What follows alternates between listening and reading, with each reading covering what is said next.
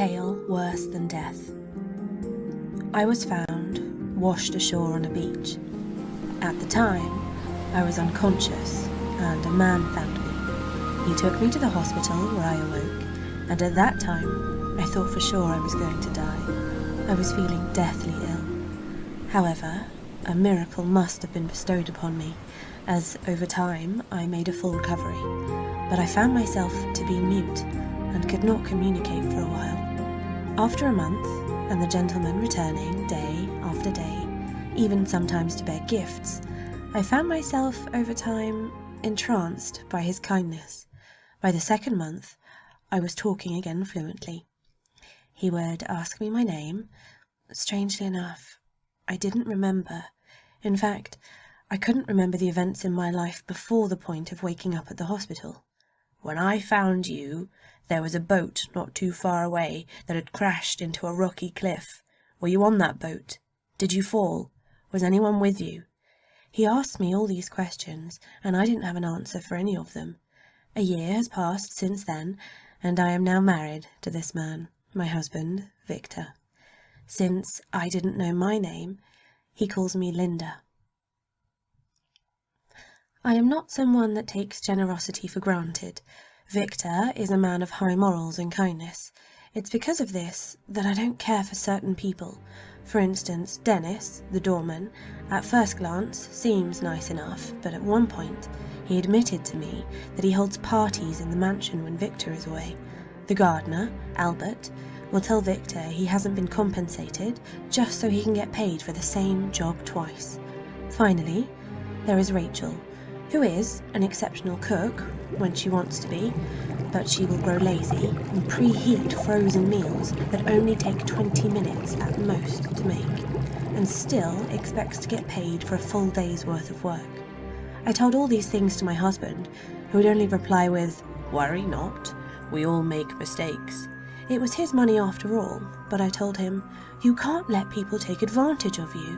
You're just holding everything in, and one day you're going to snap."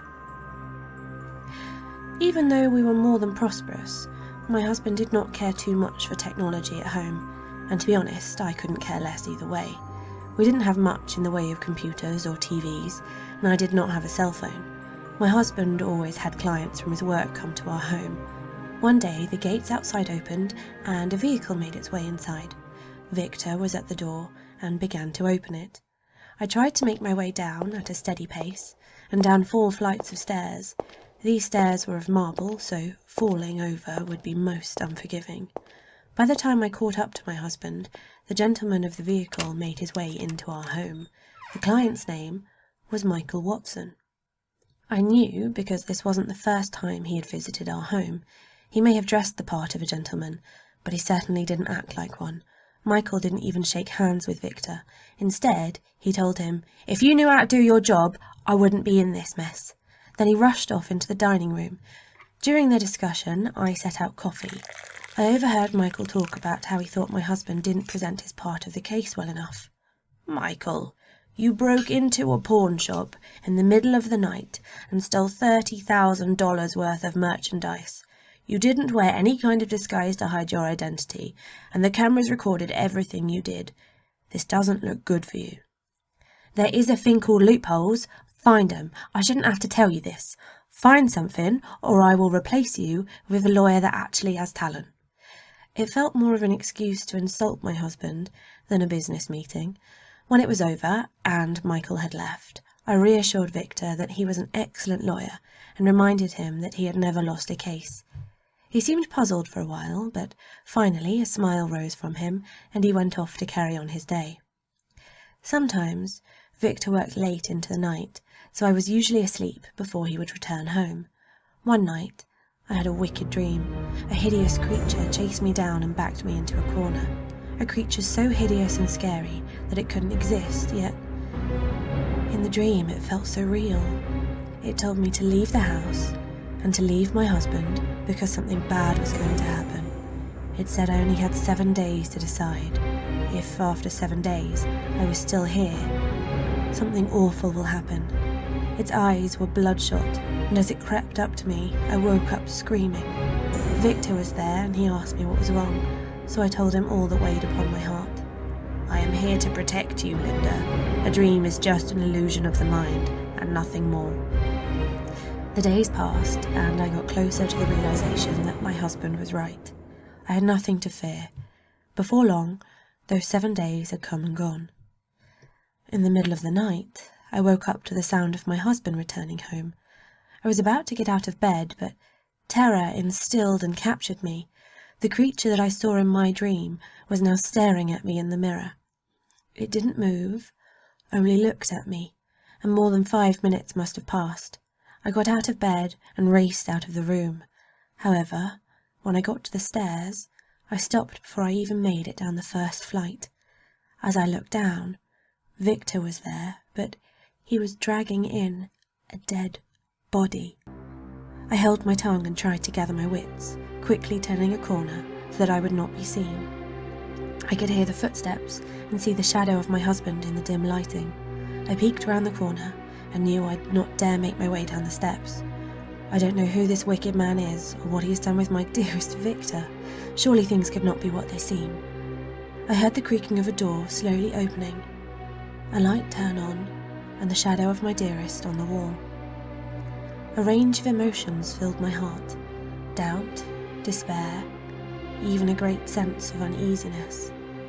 I thought to just flee the house, but would that make Victor give chase and kill me next? I couldn't chance trying to escape out of a window of a 4-story home. The state of mind I was in, I know I would fall and meet my demise. I heard the sound of many things being pushed aside. I thought I heard a toolbox and other metal things. I heard slicing. Oh, I prayed he wasn't sawing the body. I walked over to the stairs and carefully made my way down the first step. My hand gripped the stairwell and I stopped. This could be the end of me. I know he will hear me if I keep going. Each one only bringing me closer to certain death. I was so lost in distress. I thought for sure my ghost would jump out and pay me a visit. If I called the police and he overheard and knew I was awake and witnessed what he had done, I know I would be the next victim. My best option to stay alive was to not know what was going on and to just pretend I never woke up. I turned around slowly and made my way back to the bedroom. I got under the covers and tried to close my eyes. I heard on the first floor the sounds of thrashing and metal and chopping, and it was impossible to ignore. It felt like eternity, and part of me thought, just jump out the window. You'll be granted a quick departure instead of this overwhelmed misery. Just as I was thinking this, the door swung open. How I fought the urge not to cry or even move as he walked around to the other side of the bed. This was by far the longest night of my life. When morning arrived, I waited for my husband to go to work. I made breakfast as I did every morning, and when I put his meal on the plate and served it to him, he looked at me and said, "You look as if you haven't gotten a wink of sleep." The part of me that wanted to lash out held back. He was almost gone. "I had a really bad dream last night," I told him, because I couldn't think of anything else to say. He just smiled, shook his head, and said, "It was only a nightmare, and nightmares aren't real." When he said those words, I wished how that wasn't true. This nightmare was very much existent, tangible even, which was what scared me the most. I was so distraught that I didn't notice Victor was not dressed for work. "Aren't you going to be late?" I told him. "Late for what?" he said, looking at me like I had lost my mind. "It's the weekend. Besides, Michael requests on getting a new lawyer, so I'm going to have him stop by later tonight to fill out some papers." That concept had completely slipped my mind. I didn't even think about it being the weekend. He never lets me out of his sight on his days off, and up until recently, that didn't bother me in the slightest, but now it felt like a curse. A sharp pain rose in my body, and I was almost in tears, but I didn't show any signs of discomfort. I wouldn't allow myself to. That night, I don't know how I managed, but I fell asleep. When I woke up, Victor was gone, and at first I was relieved. However, it was replaced by unimaginable horror when I looked into the mirror, and that same hideous creature from the night before was staring at me. Those same bloodshot eyes made me leap out of bed and go to find my husband. But if Victor wasn't here, maybe I could escape. That night, I made it down to the first floor and kept walking. I didn't think of it till now, but as I saw our home phone, I walked over, picked it up, and dialed 911. I didn't utter a word or say anything, because I knew if they didn't get a response, they would have to send someone to investigate. I then looked around as the silhouette of the night appeared to be dancing around me. I dare not turn anything on though. I didn't want Victor to know I was awake. I turned into the next hallway and let out a silent scream. I could hardly move and time felt frozen. It was Michael. It may have been dark, but enough light had escaped through the windows to make a clear distinction of who it was. Blood trailed down his face, the axe wedged right down the centre of his head and embedded into his skull and out the other side. The axe cut so deep that Michael was wedged between the axe and the wall. His skin was more pale than the moon on a clear night, the soul looking as if it had made its departure long ago. I was torn and frightened all at once. The emotions of turmoil, frustration, panic and confusion cut into the core of my being. For how could I turn in the man I have loved for so long, and yet, how can I also turn my back at the vile and sickening acts he has committed?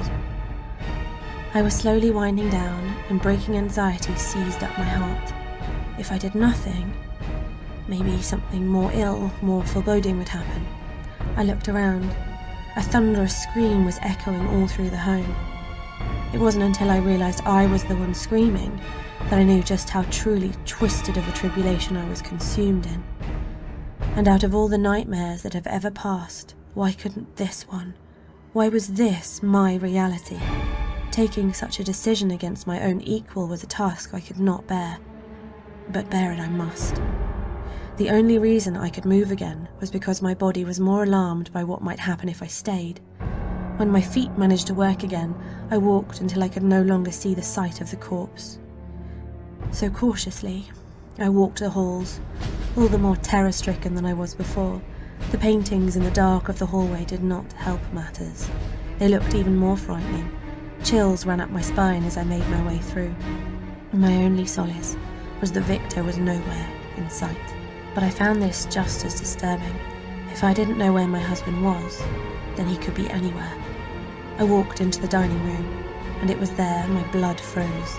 It was Victor, sitting in front of a lit-up fireplace. He was trying to cover up the deed, but I saw what he had done. He knew I saw what he had done. He was sitting there, tossing human remains into the fireplace. And as it burned, the sick smell of flesh consumed the room. He stared with piercing eyes and didn't utter a word. He only stood up straight and then walked towards me. That was the point in which all rationality left me, possibly being faced in a reality that would daunt my soul until it perished. I did not wait for him to get closer. I ran without any clear distinction of where I was going. I only went where my legs would take me, and I eventually made my way to the front door. I hurt myself slamming into it, but I didn't care. I could hear his quick footsteps racing behind me. I heard him yell, but to me, he was speaking the devil's tongue and I paid no attention. My mind was not working, and I couldn't understand why the door did not open, even though I pulled with all my might. Then I came to the realization that it was locked, and as I unlocked the door, I felt a presence creep its way behind me and pull me down. "Linda, listen to me," the monster said. But I scraped and clawed and did what I could to get away, but it was no use. I cried out, and as I did, the front doors of the house swung open. It was the police. They had arrested the man I once called my husband, and I was finally free. Free from the bonds that held me in this prison and from the night terror that almost consumed me. It was at last over. When my husband was taken away, the police inspected the home and questioned me. I was asked to come to the station, so I did. When we arrived, I was taken to a room as the police tried to fit all the pieces to the puzzle of this case together. The one that spoke to me the most was Officer Helmsley. He looked troubled and would pace back and forth. Linda, did you ever actually see your husband kill anyone? Had he not seen the bodies? I told him this, and all he responded with was, I know you saw him pick up and place the bodies elsewhere, but you have never actually seen him attack these people when they were alive, did you? I would retort, why does it matter if I saw him kill the victim? He is as guilty as sin. You have all the evidence you need to lock him away forever. You have the bodies, you have the murder weapons, you even have my testimony that I would gladly give in court. The officer sat down his stack of papers and folders on his desk, sighed, and then he said, for right now, let's not talk about your husband. Let's talk about you. Growing up, you had a pretty hard life, didn't you? Before you respond, just listen to what I have to say. I gave ear to what he had to say, even though I wasn't sure where I would go after the investigation was over anyway. I had no home to go to. I certainly would never step foot in that foul place again. With crossed arms, I waited for him to continue. Linda, to say you have had a hard life would be an understatement, wouldn't it? Most people didn't know you had to care for your 3 brothers, did they? Jacob, Asbel and Peter did not listen to you very much and misbehaved. You lived in a fairly big home, but it was paid for by your late parents. When they died, you took over the role as parent. As the officer spoke, my eyes actually brightened and opened wide. How did he know that? What was more troubling to me was how I could forget them. How could I have forgotten that I had 3 brothers? What has become of them? Every time I tried to remember, the deepest reaches of my mind ached greatly. I had nothing to say or to add. I just rested my hands over my dress and let the officer continue. Life isn't fair sometimes, is it? Your father was a businessman and was very good at it. Things spiraled down when your mother died while delivering your last brother. When she died, even as strong as your father was, he couldn't bear the loss. He grew very sick, and as much as you tried to care for him, even the best doctors and medicines couldn't save him. He died a year later, and you were left with 3 brothers to raise. A rush of memories came flooding back to me, and my head hurt something fierce, but I didn't let it be known. I wanted to know the truth. I stayed there, seated, and listened to him carry on. Your brothers, they liked to fish, didn't they? They would bug and pester you until one day you set out with them on the boat left by your parents. They were not really planning on fishing though, were they? They had actually poisoned your drink, and when you fell ill they laughed. They wanted you dead, because with you gone, they would be able to take over the inheritance of their parents. But the poison took much longer to kill you than they anticipated. You actually got up. You were in such a hateful state of mind. You were furious, weren't you? You raised them, fed them, sheltered them, and yet they tried to kill you. If you were going to die, you wouldn't die alone. You knew your father's gun was on the boat, in the safe, and you also knew the combination. You shot them all in a rage, and you dumped the bodies into the ocean. And with the last of your strength, you sailed the boat until you crashed it into a huge rock cliff, and even set it aflame. As you walked away, you didn't anticipate just how big the explosion would be, and you fell unconscious on the shore. I finally snapped and shouted to the officer, "How do you know this?" "Your husband told us that you talk in your sleep every night," and little by little he put the pieces together. "He didn't tell you because he didn't want you to remember the heartbreaking tragedy," the officer responded. "You have developed something I would like to call equal parts beauty and equal parts beast. You see, sometimes the mind will do whatever it takes to move on, and for your life to continue. Because of this, you forgot everything of your past. The beauty, which I refer to the light-hearted side to you, was joyous and kind, and you made sure you treated everyone how you would like to be treated. The beast, the darker half, could not stand the way it felt when people mistreated your husband. The dark half awoke at times, and it killed the people you felt were making your husband unhappy. You would not be aware of this because the beauty side would fall unconscious, and the beast would take over. Your husband never killed anyone, but to protect you, he tried hard to hide the bodies. He tried to wash away any evidence that linked to you. And when he found a body, he would cut it up, put it in bags, and then take it to the trunk of his car to throw away the next day. Sometimes, when time ran short, he would just burn remains in the fireplace until everything was gone. My head felt like it was splitting in half. What the officer spoke was too overwhelming. I broke down in tears in front of him. The more I tried to hold back, the more the streams flowed. With a good lawyer, I was told in some rare altered personality cases, if the person was not in their state of mind when committing a horrific act, such as murder, they stood a good chance of getting a reduced sentence. As he spoke, it felt as both personalities were merging. I felt a great concern for my husband. All he had done was try and protect me. And this was how I return his love. I felt a strong sense of injustice on my own part. How could I fix this? Maybe I would just play my part and wait until I was sentenced. If I was found innocent, I would devote my life to freeing my equal so we would be whole again, even if it was at the expense of a few meaningless lives.